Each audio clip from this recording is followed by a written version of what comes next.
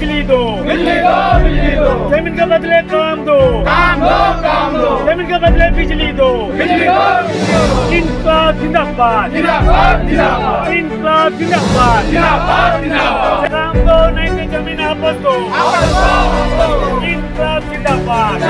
गुस्साए स्थानीय रैयतों ने पहुंच डीवीसी प्रबंधन के खिलाफ जताया विरोध, जमकर की नारेबाजी। शनिवार दोपहर पंचेत डैम के विस्थापित एवं रैयतों ने डीवीसी पंचेत के पानी टंकी के समीप अपने मुखिया भैरव मंडल जेल के नेता सोमनाथ महतो के नेतृत्व में पहुंचकर डीवीसी प्रबंधन के विरुद्ध जमकर नारेबाजी किया, साथ ही विरोध दर्ज करने का काम किया।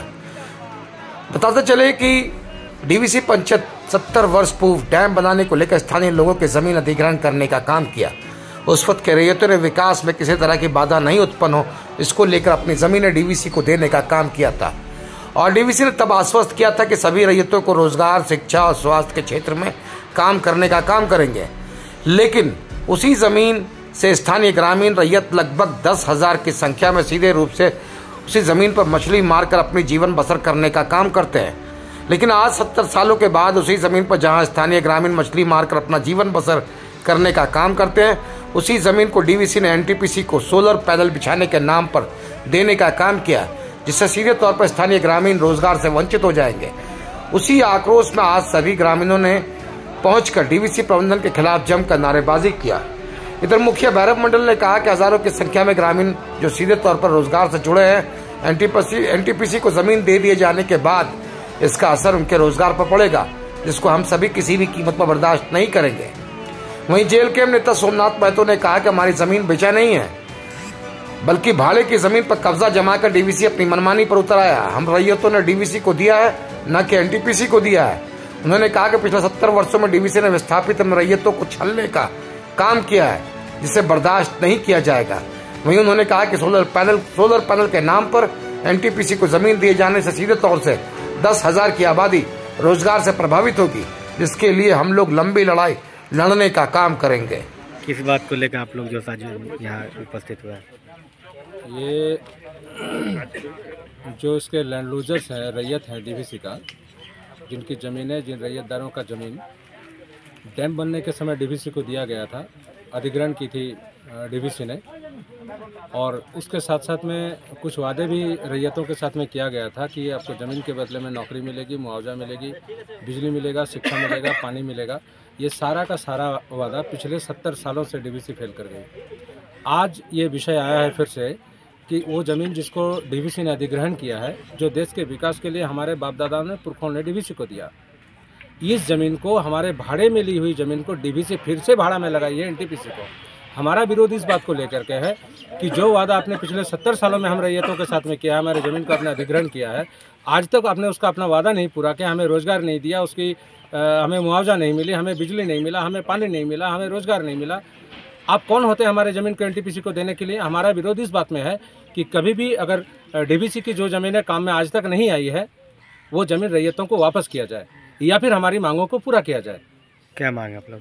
हमारा मांग है कि जो 10,000 से ज़्यादा लोग विस्थापित हुए डीवीसी में, अपनी ज़मीन को देकर के उनको रोजगार और नौकरी की व्यवस्था की जाए, हमारे लिए मुआवजा का व्यवस्था किया जाए, हमारे बच्चों के लिए अच्छी शिक्षा की व्यवस्था की जाए, हमारे लिए स्वास्थ्य का व्यवस्था किया जाए, हमारे लिए बिजली का व्यवस्था किया जाए। ये हमारा सारा मांग है। आज तक पिछले 70 सालों में डीवीसी ने नहीं किया है। इसको लेकर के अब तक दर्जनों बार डीवीसी को लिखित आवेदन भी दिया गया है। ये ताज़ा का हालिया आवेदन हमारा है 8 अक्टूबर 2024 का, और ये आवेदन वरीय महाप्रबंधक यांत्रिक एवं परियोजना प्रधान डीवीसी पंचेत डैम धनबाद झारखंड को दिया गया है 8 अक्टूबर को। इस चिट्ठी का दिए हुए लगभग 1.5 महीने से ज़्यादा समय गुजर गया है, अभी तक डीवीसी ने वार्ता के लिए हमें नहीं बुलाया है। ये मनमर्जी डीवीसी कर रही है, दादागिरी कर रही है, रंगबाजी कर रही है हमारे साथ में। जबरन कुछ लोगों को यहाँ पर बहला फुसला कर गांव के लोगों को, किसी की गाड़ी उतार दिया गया, किसी को ठेकेदार बना दिया गया, किसी को लेबर बनाया गया, और जबरन हमारे ज़मीन पर मशीन चला रही है वो। और साथ में मैं आपको एक बात और कहना चाह रहा हूँ, ये जो डीवीसी पंचेत डैम है, इस डैम में डैम किनारे में रहने वाले 50 से ज़्यादा ऐसे गाँव हैं जिनकी जीविका का एकमात्र साधन ये पंचेत डैम है। हमारे मवेशियों के ठहरने के लिए एकमात्र जगह ये पंचेत डैम का वो खाली जगह पड़ा है। आज डीवीसी उसको घेरने के लिए लगा हुआ है। ये एक तरीके से आप ये कह सकते हैं कि ये प्लानिंग हत्या का एक साजिश है। ये गैर इरादतन ये हत्या है लोगों का।